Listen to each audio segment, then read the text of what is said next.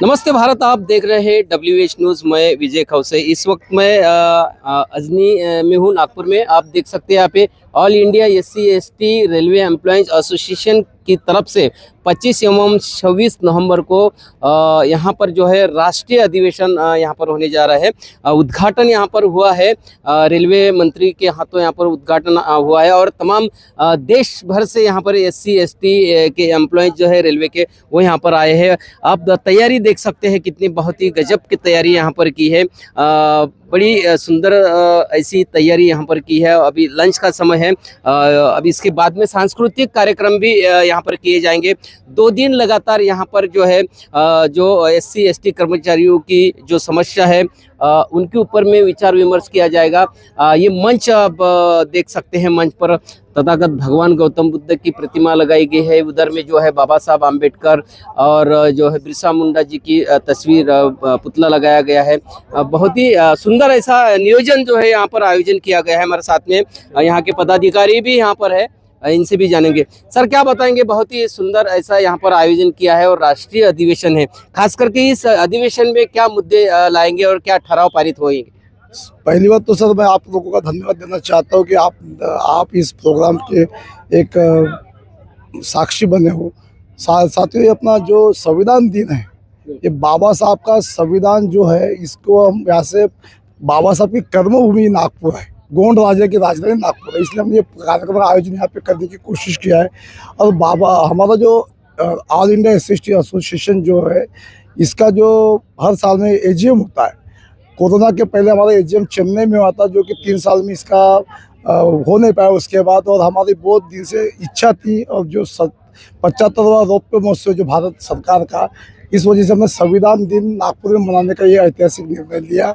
जो हम दीक्षा भूमि में तो हमारे लाखों भीम सैनिक अनुयायी आते हैं, लेकिन नागपुर में संविधान दिन के माध्यम से भारत देश के कोने कोने से लोगों को हमको यहाँ पे इन्वाइट करना था, और बाबा साहब के कर्मभूमि, बाबा साहब का मूवमेंट के यहाँ पे ये करना था। इसलिए हमने यहाँ पे इसका आयोजन किया है। सर, क्या कहाँ से यहाँ पर जो कर्मचारी यहाँ पे आए हैं SC/ST के? सर, मैं पहले तो आपको एक बताना चाहता हूँ कि भारत देश में जो कर्मचारी अभी रेलवे में ज़्यादा बच्चा जो पूरे कर्मचारी का नेतृत्व करते हैं, टोटल हमारा 3.5 लाख SC/ST कर्मचारी नागपुर रेलवे में है। तो इस हैसियत से हमारी कम से कम 20 गाड़ियाँ भारत से विविध कोने कोने से आई है। चेन्नई, कलकत्ता, दिल्ली, गुवाहाटी, बॉम्बे, इस सारी जगह से हमारी गाड़ी यहाँ पे आई है, और 40 कोचेस आए हैं। क्या इसमें अभी ठहराव क्या लेने वाले हैं? खास करके विशेष जो ठहराव रहेंगे SC/ST के कर्मचारियों के हित के? इसमें हम तो SC/ST के तो ठहराव लेते ही है। जो पदोन्नति, आरक्षण नीति, नया क्रिमिनल नीति जो भी बनी हमारी विरोधी SC/ST की पॉलिसी, उसका तो हम पुख्ता तौर विरोध करते हैं।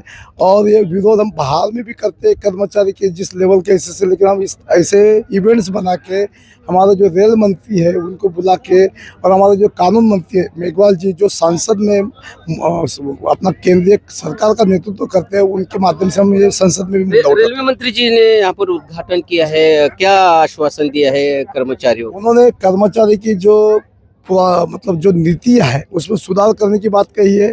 जो कर्मचारी के जो हित में जो कुछ हो सकता है, क्योंकि प्राइवेटाइजेशन ये सबसे बड़ी मुद्दा बन चुका है हमारे कर्मचारी लोगों के अहित के लिए। तो इसके बारे में बहुत सी समस्या आती है, तो उनका निकारण करने की कोशिश की। और भी हमारे साथ में और लोग हैं। सर, आप कहाँ से आए? मैं मुंबई से आया हूँ। मैं सेंट्रल रेलवे जोन का जोनल सहायक सचिव हूँ। तो मैं राष्ट्रीय अधिवेशन, पहले तो मैं जो आयोजक है निकेश उके जी, इनको बहुत अभिनंदन और धन्यवाद बोलता हूँ कि इन्होंने ऑल इंडिया से लोगों को बुला के, और अकेले लोगों का किसी का सहारा नहीं लेते हुए उन्होंने इतना भव्य आयोजन किया है। तो वो गौरव के पात्र है। और ये जो हर साल जो बनता है संविधान दिवस, आज हमारे रेल के महामंत्री आए थे, रेल मंत्री अश्विनी वैष्णव जी आए थे। उन्होंने भी बोला कि रेलवे में जो प्राइवेटाइजेशन होने नहीं देंगे, और जो भी SC/ST की जो मांगे हैं, हमारे बहुत से मांगे हैं। आज के राष्ट्रीय अधिवेशन में ठहराव में रोस्टर पॉइंट हो गया, निगमीकरण हो गया, उसके बाद में जो पदोन्नति में आरक्षण का जो है उसका बहुत मसला है। बहुत सारे रोस्टर पॉइंट ऐसे ही खाली है। कोई ऑफिसर दिखाता तो है पोस्ट, अलग अलग टाइप के 3 टाइप के रोस्टर होने के बावजूद भी हमारे इधर हमारे लोगों तक सही प्रमोशन नहीं मिल रहे, उसके ऊपर भी बात होगी।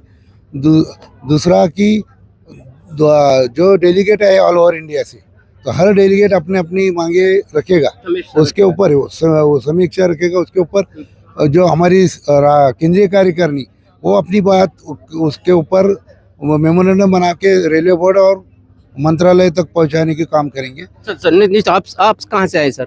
मैं नागपुर से हूँ। अच्छा, नागपुर से है। ये केंद्र नागपुर में हो रहा है ये अधिवेशन, नागपुर में हो रहा है। बड़ी गर्व की बात। ये हमारे लिए बहुत खुशी की बात है। और ये जो केंद्रीय का कार्यकारिणी ने जो आयोजन नागपुर में किया है, उसके लिए निके सुके जी मंडल सेक्रेटरी, इनका वो बहुत ये है। और इनका जितना भी सहयोग मिला उसी की वजह से ये कार्यक्रम सक्सेस हुआ, ये बहुत बढ़िया है। निश्चित रूप से ये जो राष्ट्रीय अधिवेशन जो है ये नागपुर में होने जा रहा है और पूरे देश भर से यहाँ पर जो है SC ST के जो कर्मचारी हैं यहाँ पर आए हैं। अभी फिलहाल जो है अभी लंच का समय होने के कारण यहाँ पर लोग लंच के लिए गए हैं। कुछ महिला भी आई है, थोड़ा जानेंगे महिला से। कहाँ से आई दीदी? हम चितरंजन से आए हैं। हाँ? चितरंजन से आए हैं। चित्तरंजन कहाँ पर है? ये कौन सा स्टेट है? चितरंजन आसनसोल स्टेट कौन सा है? बंगाल। अच्छा, पश्चिम बंगाल। पश्चिम बंगाल। पश्चिम बंगाल से है। जी हाँ, रेलवे में आप सर्विस जी करते हाँ, हो? जी हाँ। क्या काम करते हैं? हम बिल्डर है। हाँ? बिल्डर है। अच्छा अच्छा अच्छा। बिल्डर है। क्या समस्या है रेलवे में? रेलवे में महिलाओं की कुछ समस्या है? महिला का तो समस्या तो बहुत है। क्या है बताइए। जैसे हम लोग का टॉयलेट के लिए समस्या बिल्कुल। आता है, पानी के लिए समस्या आता है, उस सब के लिए थोड़ा समस्या है। अभी यहाँ पर आज मंत्री जी आए थे, रेलवे मंत्री जी आए थे, तो उन्होंने क्या बोला? हम लोग पीछे में सुना नहीं? हम लोग पीछे हो गए। रेलवे मंत्री से क्या मांग करेंगे आप महिलाओं की समस्याओं के लिए? हाँ, कि महिलाओं के लिए अच्छा से कॉर्पोरेट करे महिलाओं को, और अच्छा। ठीक है। और भी कुछ है हमारे साथ में लोग। सर आप कहाँ से आइए? सर हम सिकंदराबाद से हैं। सिकंदराबाद से है क्या? रेलवे में आप हाँ, मैं कौन से रेलवे डिपार्टमेंट में? मैं ऑपरेटिंग में हूँ, ट्रेन मैनेजर। अच्छा अच्छा, ट्रेन मैनेजर। हाँ जी।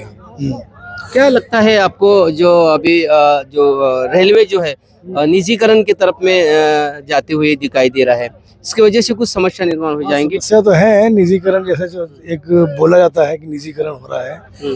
अभी हमारे रेल मंत्री जी ने भी आश्वासन दिया कि ऐसा कुछ भी नहीं है। पीछे हमारे प्राइम मिनिस्टर साहब ने भी बोला कि ऐसा कुछ भी नहीं है। देखें क्या होता है। फिलहाल तो ये हमारे साथ हमारे ब्रांच सेक्रेटरी हैं जो हमारे ये पूरे यूनिट को रिप्रेजेंट कर रहे हैं। अच्छा अच्छा, क्या आपका नाम क्या है? मेरा नाम हेमंत कुमार साहब। कहाँ से आप? मैं सिकंदराबाद से, सिकंदराबाद ऑपरेटिंग एंड कमर्शियल का सेक्रेटरी हूँ मैं। अच्छा अच्छा अच्छा। ये प्रोग्राम कर रहे बोले थे हम लोग सब, मेरा ब्रांच वाले सब लोग मिलके ये प्रोग्राम अटेंड करने आए सब। नागपुर में ये राष्ट्रीय अधिवेशन हो रहा है, तो क्या इसमें क्या क्या मांगे रखी है और क्या ठहराव पारित हो जाएगा? मांगे रखे है बोले तो हमारे तरफ से एज ए ट्रेन मैनेजर, मैं ट्रेन मैनेजर हूँ, उसमें हमारे को एंट्री में स्टार्टिंग में हम ज्वाइन होते हैं ना, उसका 2800 ग्रेड पे है। फिर रिटायरमेंट तक हमारा 42 ग्रेड पे है, 2 ही ग्रेड पे है। हम चाहते हैं सब ब्रांचेस को 4 ग्रेड पे है। अच्छा। एंट्री और एग्जिट के बीच में और 2 रहते। हमारा ट्रेन मैनेजर में मात्र आने का 28 है, जाने का 42, आते एग्जिट होते, उसके बीच में हमारा फाइनेंशियल बेनिफिट कुछ भी नहीं है। अच्छा। वो मांग हम लगाया, हमारे जोनल प्रेसिडेंट के पास मांग लगाया कर, वो पूछने वाले हैं हमारा भी डेलीगेट्स मीटिंग में पूछने वाले हो। अच्छा, पूछने वाले हैं। तो ये निजीकरण का क्या मंत्री जी ने बोला है कि नहीं होगा? निजीकरण का तो अभी उन लोग बात कर सकते साहब, मैं उसके लिए कुछ नहीं बात सकता। तो ये ठीक बात है कि सरकार जो है ये प्राइवेटीकरण करने जा रही है। देखो, सरकार की जो पॉलिसियाँ है उनके बारे में तो हमको इतना मालूम नहीं है, पर जो सरकार बोल रही है कि हम निजीकरण की तरफ नहीं जा रहे, अभी प्रैक्टिकल ग्राउंड पे तो ऐसा हमको नहीं दिख रहा कुछ भी। कुछ प्राइवेटिकेशन भी हो रहा है। अच्छा, ऐसा नहीं है प्राइवेटेशन नहीं है, प्राइवेटेशन हो रहा है। सेफ्टी कैडर को छोड़ के बाकी का करने का तो होता। सेफ्टी कैडर को प्राइवेटाइजेशन कर दिए बोले तो प्राइवेट वाला कुछ भी कर सकते, भाग जा सकता। रेलवे में एम्प्लॉय को एक रिस्पॉन्सिबल रहता, प्राइवेट वाला को रिस्पॉन्सिबल नहीं है। अभी देखो, मैं एक सिंपल एग्जाम्पल IRCTC को दिया, ट्रेन में खाना लगाने को अच्छा खाना मिल रहा है आपको, ट्रेन में पानी है, क्लीनिंग हो रहा। वही रेलवे वाले को बोले तो क्लीनिंग नहीं हुआ बोले तो उसको पनिशमेंट देते बोल के डर से काम करता। प्राइवेट वाले एक बार देते फिर शाम में ऐसे क्लीन करके जा रहे हैं। वो प्राइवेट करने का वो सोचना पड़ेगा, सरकार को सोचना पड़ेगा प्राइवेट में कितना जिम्मेदारी लेते, रेलवे वाले कितना जिम्मेदारी लेते बोल के सोचना आप तो प्राइवेट निजीकरण के खिलाफ में है। मैं एक निजीकरण खिलाफ हूँ, प्राइवेट से खिलाफ हूँ। ठीक, निश्चित रूप से बिल्कुल हाँ बोलिए मैम। चित्तरंजन में स्टाफ बहुत कम हो गए हैं। अच्छा, अगर मंत्री जी वैकेंसी निकालते हैं तो वैकेंसी नहीं निकाले, नहीं, बहुत खाली है जगह। बहुत खाली जगह कि हम लोग का मतलब इतना सारा गाड़ी निकलना, अब बहुत ज्यादा काम करना पड़ रहा है, वैकेंसी निकलना बहुत जरूरी है। निश्चित रूप से ये सारी समस्या है जो यहाँ पर बहुत सारी वैकेंसी भी खाली है। और क्या कहाँ सर आपने? एक्चुअली मैं सिकंदराबाद टीम मारू था, अच्छा, तो मैं रिजर्वेशन के बारे में बोलना चाहता हूँ सर। रिजर्वेशन के बारे में बोलो। पहले चार प्रमोशन में जो रिजर्वेशन रहता है सर, उसमें प्रमोशन में रिजर्वेशन, उसमें सर कोई भी लिस्ट निकलती है उसमें स्टे पहले हो जाता है। ऐसा सर क्यों चल रहा है पूरा? एक तो सर हमारे प्रधानमंत्री साहब बोल रहे हैं कि संविधान कुछ भी नहीं होगा, फिर दूसरी तरफ से ये सब क्यों हो रहा है सब चीजें कि संविधान कोई SC ST को बराबर आरक्षण मिलेगा, फिर कोई वैकेंसी निकल रही तो उसमें भी आरक्षण का जो पदोन्नति उसको भी आप निकल रहा है प्रमोशन लिस्ट, फिर उस पर स्टे लग जा रहा है। As it Secunderabad sir mail express guard का है, मेल एक्सप्रेस टीम पेंशन के भी सवाल हम भी चाहते हैं सर। एक्चुअली मैं NPS में हूँ सर ना, OPS चाहते हैं कि NPS में हमारा कुछ भी फ्यूचर नहीं है। अभी 7 के कुछ लोग हमारे रिटायरमेंट हुए NPS में, जस्ट ज्वाइन हुए थे, वो 10 इयर्स बाद हो गए, तो उनको सर पेंशन का 2,000-3,000 ऐसा मिल रहा पेंशन, बेनिफिट नहीं मिल रहा रिटायरमेंट बेनिफिट, तो उनका आगे फ्यूचर क्या होगा पता नहीं। सेंट्रल रेलवे में बहुत सारी समस्याएं यहाँ पर निर्माण है, आपने बोला ही है।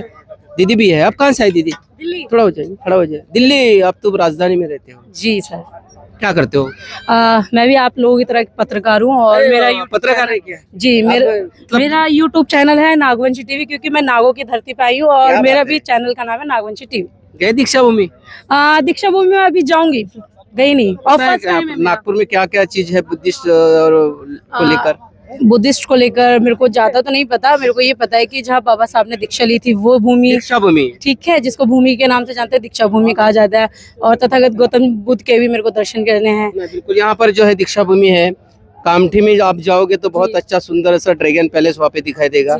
उसी रोड पे अगर आएंगे नागलोक भी है, नागों की धरती है तो नागलोक भी है। और यहाँ पर अब चिचोली की तरफ में जाएंगे तो वहाँ पे भी बहुत अच्छा बाबा साहब अम्बेडकर जी का वहाँ पे भी बहुत बड़ा अच्छा स्थल है। तो आप रेलवे से नहीं है ना? नो, मैं रेलवे से नहीं, मैं मीडिया से हूँ, सोशल मीडिया। जैसे आप लगता है अभी मीडिया ठीक काम कर रहा है? सर मीडिया की अगर हम बात करें तो प्रॉपर तरीके से भी मीडिया अपना काम नहीं कर रहा है, जिस तरीके से मीडिया को काम करना चाहिए। क्योंकि हम जो कहें कि SC ST OBC या बहुजन समाज के जो पत्रकार हैं, और बहुजन समाज की भी अगर हम बात करें तो बहुजन समाज में एक OBC वर्ग आता है, वो भी कहीं ना कहीं बहुजन समाज में सभी 85% नहीं, सर नहीं, हम बात करेंगे आपकी बहुजन 85 की। मैं बात बता देती हूँ, मान्यवर काशीराम जी ने जब बहुजन समाज का नारा दिया था तब वो एक टाइम था कि हम बहुजन एक थे। लेकिन आज देखा जाए तो बहुजन जो हम शब्द जोड़ते हैं अपने साथ, SC ST के वो सबसे ज्यादा जो कहें शोषण करने वाला जो है OBC है। तो बहुजन तो हम अभी है ही नहीं ना कहीं से भी। OBC कैसा शोषण करा? वो भी बहुजन ही है सर, आप समझे नहीं, बहुजन तो है। मैंने कहा उस वक्त मान्यवर काशीराम जी ने जब मतलब एक नारा दिया था कि हम सब बहुजन हैं, तो हम बहुजन थे। लेकिन उन्होंने जब अभी ऐसा नहीं है, नहीं है सर। अभी देखिए ना, वहाँ पे अगर हरियाणा के अंदर एक कुत्ता भौंक देता है तो दलित का पूरा घर जला देते हैं, यानी वाल्मीकि बस्ती जला देते हैं। वो भी जलाते कौन है? OBC समाज के। तो हम बहुजन है कहाँ फिर? अभी तो नारा दे रहे ये एक है तो सेफ है। वो तो नारा देंगे ना सर, एक है तो सेफ है, बटोगे तो कटोगे, इस तरीके से नारे चल ही रहे ना।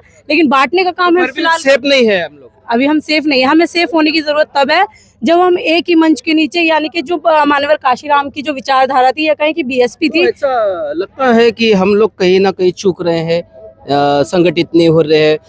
उत्तर प्रदेश में बहन मायावती जी 4 बार मुख्यमंत्री रही, उसके बाद में भी अभी हमारा एकदम ग्राफ एकदम नीचे आया है। तो क्या इसके लिए जिम्मेदार कौन हो सकता है? सर इसके लिए जिम्मेदार हम खुद ही है, क्योंकि हम कहते हैं ना, एक गाना है, ये धर्म नहीं है ये धंधा है, जो इसमें फंस गया वो अंधा है। तो इसमें हम लोग इतने अंधे हो गए हैं धर्म के नाम पर कि जो वर्तमान की सरकार है वो धर्म के नाम पर हमें खेलती जा रही है। कभी वोट जब भी इलेक्शन आते हैं तो वो तुरंत कोई ना कोई धर्म की राजनीति कर देती है, जिसकी वजह से हम अंधे और हम राजनीति में फंस जाते हैं। और जो भी हमारी मायावती की हम कहेंगे तो वो हर बार जब सीट ला रही थी, 4 बार मुख्यमंत्री भी रही, और हमारा समाज जो बाबा साहब का नहीं हुआ तो मायावती का क्या होगा? क्या ये बात है? हमारे बाबा साहब अम्बेडकर भंडारा से पराभूत हुए थे जी। क्या फिर करना पड़ेगा? पत्रकार हो, अब हम लोग तो अपनी अपनी तरह से काम करते हैं लोगों को इकट्ठा करने सर का। हम लोग तो अपना काम करते हैं प्रॉपर। हम अपने चैनलों पे जो है बाबा साहब की बात दिखाते, विचारधारा दिखाते, तथागत गौतम बुद्ध ने क्या कहा था, हम ये सब विचारधाराओं को फैलाते हैं। लेकिन उसके अंदर भी जो हमारे SC ST के जो लोग हैं, हम उनको जागरूक करने की बात करते हैं, वो कहीं ना कहीं हमें ही अंधकार में डालने की बात करते हैं। अरे ये तो मतलब चमार है, ये महार पत्रकार है। यानी कि जब से जो यहाँ निजीकरण की बात हुई, यहाँ पे रिजर्वेशन की बात हुई, तो उस रिजर्वेशन के बाद से यानी कि हमारा भी बंटवारा हो गया। ये चमार, ये महार, ये जाटव, यानी कि इनमें भी बंटवारा कर दिया। जो पहले बहुजन दलित थे वो आज बंटवारे में हो गए, जिसकी वजह से हम जागरूक तो कर रहे हैं, लेकिन हमें खुद ही जागरूक होने की जरूरत है। बाबा साहब ने नारा दिया था, संगठित बनो, शिक्षित बनो, संघर्ष करो। अब उल्टा हो गया। पहले बाबा साहब ने कहा था कि पहले शिक्षित बनो, संगठित रहो, फिर संघर्ष भी करो, साथ में कहा था ना। अब उल्टा है, संघर्ष हम करते रहेंगे, संगठित होने की जरूरत जब पड़ेगी तब हो बाबा साहब जाएंगे। ने जब संघर्ष किया था, फिर हमें भी संघर्ष करना पड़ेगा। बाबा साहब ने जो संघर्ष किया था वो चल ही रहा है, क्योंकि अभी खत्म ही नहीं हुआ। बाबा साहब ने जो उस वक्त झेला था वो तो हम झेल रहे हैं, लेकिन उससे ज्यादा हम नहीं झेल पाएंगे, क्योंकि बाबा साहब ने तो बहुत झेला था। लेकिन हम उनके मुकाबले एक नाखून भी मतलब नहीं झेल रहे। मगर फिर भी यही है कि बाबा साहब ने जो जागरूक करने की बात कही थी और लोगों को जगाने की बात कही थी, वो लोग जागरूक ही नहीं हो रहे। बाबा साहब को पढ़ते तो हैं वो, लेकिन वो कहते हैं ना कि हाँ, जो किताब पढ़ते हैं लेकिन दिमाग में ताला लगा के रखते हैं कि बाबा साहब दिमाग में फिट नहीं होने चाहिए। फिट यहाँ पे हिंदू ही रहेगा, देवी देवता रहेगा। तो बाबा साहब अगर यहाँ फिट हो जाएंगे तो यहाँ से तो ऑटोमेटिकली सब कुछ निकल जाएगा ना। तो यहाँ फिट होने की बात है बस माइंड में। महाराष्ट्र में तो जैसा महार थे तो अभी तमाम बुद्धिस्ट हो गए हैं। यहाँ पर महार भी कोई कहता है तो उसके ऊपर में एट्रोसिटी एक्ट लग जाता है। जी जी। तो उत्तर प्रदेश में अभी भी है वैसा जाति भेद? वो वहाँ तो सर बहुत ज्यादा है। वहाँ पे इतना जाति भेदभाव है कि अगर एक दलित व्यक्ति, यानी कि दलित व्यक्ति अगर एक कुर्सी पे बैठ जाए तो ठाकुर व्यक्ति जो है उसे गाली देता है, मारता है, और कहें तो जिंदा जला देता है, या फिर कहें तो उसका मतलब खून कर देता है, उसको जमीन में गाड़ देता है। अभी वर्तमान की एक स्थिति में बता देती हूँ। 9 साल का बच्चा जो एक खेत में जाता है, उसकी बकरी गलती से एक ठाकुर के खेत में चली जाती है और वो दलित का बच्चा होता है। तो बच्चे की तो गलती नहीं है ना कि अगर भेड़ बकरी अगर किसी खेत में चली जाए, लेकिन ऑटोमेटिकली वो खेत में जाने के बाद रात को उस बच्चे की हत्या कर दी जाती है और मंदिर के पीछे दफना दिया जाता है। तो बताइए एट्रोसिटी खत्म कहाँ हुई है? एट्रोसिटी तो बहुत ज्यादा बढ़ गई है वर्तमान में जब से ये सरकार आई है। चंद्रशेखर आजाद जो है अपने रावण, वो अभी लड़ाई लड़ रहे हो। हाँ सर, वो लड़ रहे हैं, वो अच्छा लड़ रहे हैं, लेकिन जितनी तेजी से वो लड़ रहे हैं उतनी तेजी से कहें कि कहते हैं ना, जितनी तेजी से बढ़े हैं उतनी तेजी से गिरेंगे भी।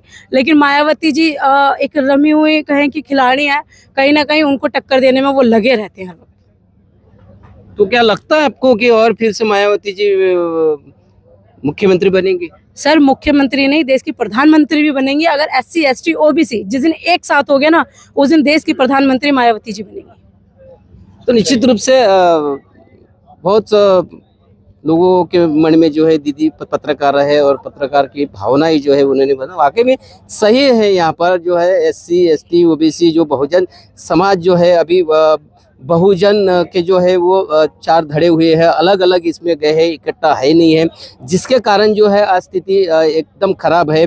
निजीकरण होते आ रहा है। यहाँ पर SC ST रेलवे एम्प्लॉयज का राष्ट्रीय अधिवेशन चल रहा है। मंत्री जी यहाँ पर आए हैं, मंत्री जी ने भी कहा है कि निजीकरण नहीं होगा। जैसा ही निजीकरण होता है तो हमारा आरक्षण भी खत्म हो जाता है ऑटोमेटिक। लेकिन वो तो खत्म हो चुका ना सर, हो चुका है। जब बाबा साहब ने 22.5% आरक्षण दिया था तो उस आरक्षण में 10% ही तो हमें मिला, प्रॉपर भी नहीं मिला। 10% की भी अगर हम बात करें तो हमारा जो 11.5% 12.5% की अगर हम बात करें, वो कहाँ गया आरक्षण? अब इन्होंने बीजेपी सरकार ने, मैं नाम लेके बोलती हूँ, जो सरकार है वर्तमान में, उन्होंने डायरेक्ट क्या करा कि जो धर्म के नाम पर मतलब ज्यादा पिघल जाते हैं उस समाज के साथ इन्होंने खेलना शुरू कर दिया। उनके वजह से राजस्थान में जो कि एक भंगी नाम लेने पे, भिखारी नाम बोलने पे एट्रोसिटी हो जाती थी, SC ST एक्ट लग जाता था, आज वो भी खत्म कर दिया गया है। तो यानी कि हमें तो कोई भी चलता फिरता गाली दे जाएगा वो। तो ये राजनीति है। एक हम तो फिर भी लड़वैया लोग हैं ना हम लोग। आपने भीमा कोरेगांव का इतिहास पढ़े होंगे, 28 पेशवा और 500 महार। सर वो तो है कि हमारे आएंगे, वो दिन आएंगे, बहुत जल्द आएंगे सर, अगर ये स्थिति रही तो। और मेरे साथ दिल्ली से चल करके मनोज अंतानी भी आए, इनका समतावास टीवी है, ये हमारे सर खड़े हैं। सर आइए। तो दिल्ली वालों का स्वागत करना चाहिए, क्योंकि दिल्ली वाले जो जितने भी इन्फ्लुएंसर है, जैसे आप जैसे मीडिया चलाने वाले, बहुत अच्छा काम करते हैं कि जो कि समाज तक अच्छी बात पहुंचाने का काम करते हैं। हम भी नागपुर से, हमारा भी वही काम रहता है, जहां पर भी अच्छे विचार जो है लोगों तक पहुंचाने का। सर आपका भी स्वागत हमारे WH न्यूज़। आपका क्या नाम है? मेरा नाम मनोज अंतानी है। पूरे देश के अंदर एक संगठन चलता है बहुजन मीडिया हब, हाँ, बहुजन मीडिया हब चलता है। हाँ। जिसमें पूरे देश के लगभग 100 के करीब पत्रकार उस संघ के सदस्य हैं। उसका मैं राष्ट्रीय महासचिव हूँ। अच्छा, और साथ ही साथ 2013 से, या यूं कहें कि देश का पहला यूट्यूब चैनल बहुजन समाज का, उसको बनाने का भी मुझे सौभाग्य प्राप्त है। 2013 में हमने समता आवाज टीवी की स्थापना की थी। उसके बाद से हमने दिल्ली एनसीआर के अंदर और पूरे देश के अंदर लगभग 60-70 यूट्यूबर्स को सिखाया, ट्रेनिंग दी, कैसे एडिटिंग करनी है, कैसे वीडियो शूट करना है, क्या सवाल जवाब पूछने।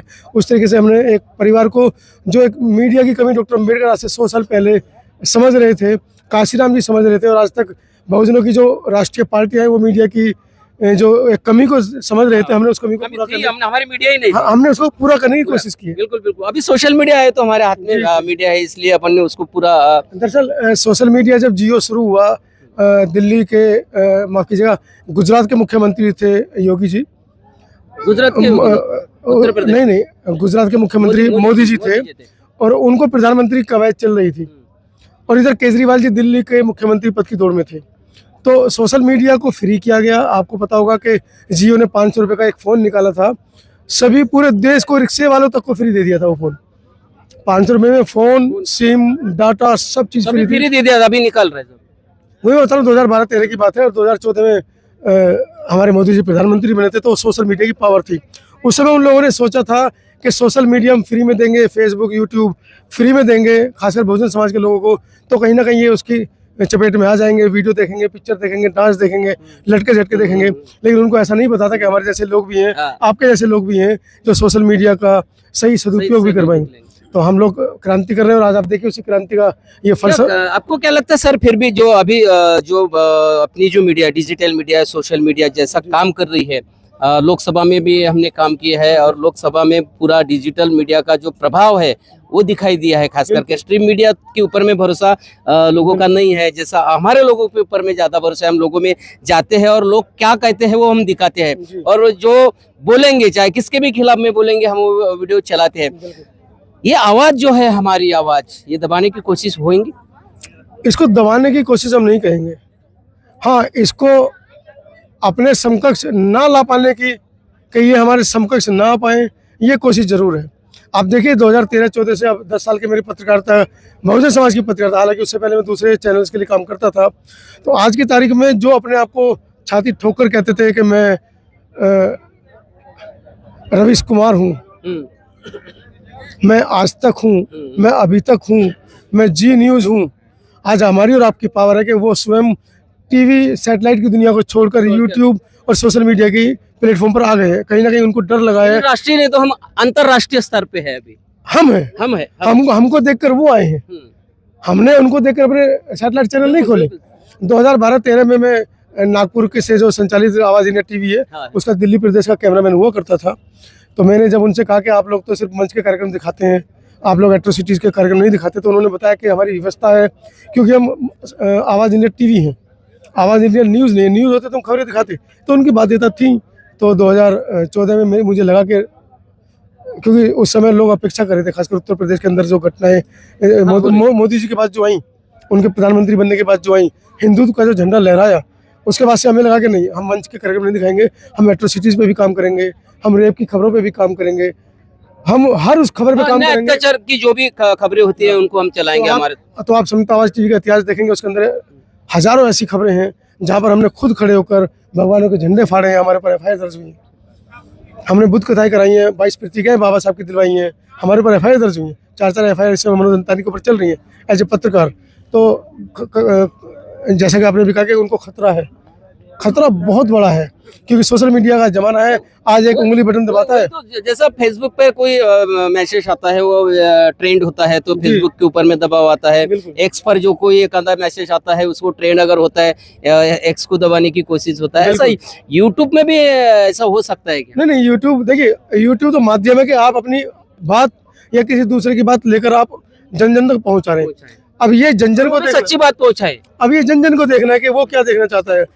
क्या वो चौधरी मैडम सपना चौधरी जी के ठुमके देखना चाहता है, या आपकी खबरें?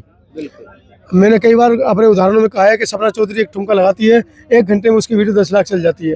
एक हम और आप अपनी जान पर खेलकर इस बहुजन समाज की जो जिसका दम भरते के 85% है, अगर ये 85% चाहे तो हमारी एक वीडियो को 1 घंटे के अंदर 20 करोड़, 30 करोड़, 50 करोड़ पहुंचा सकता है।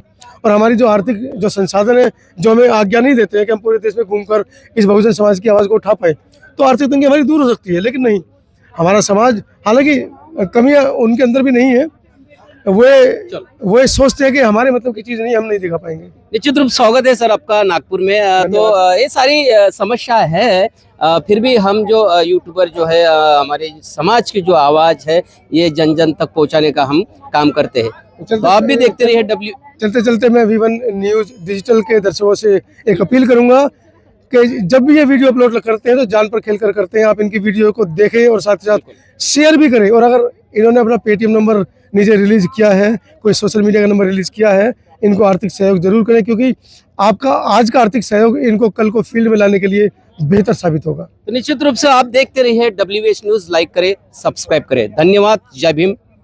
धन्यवाद।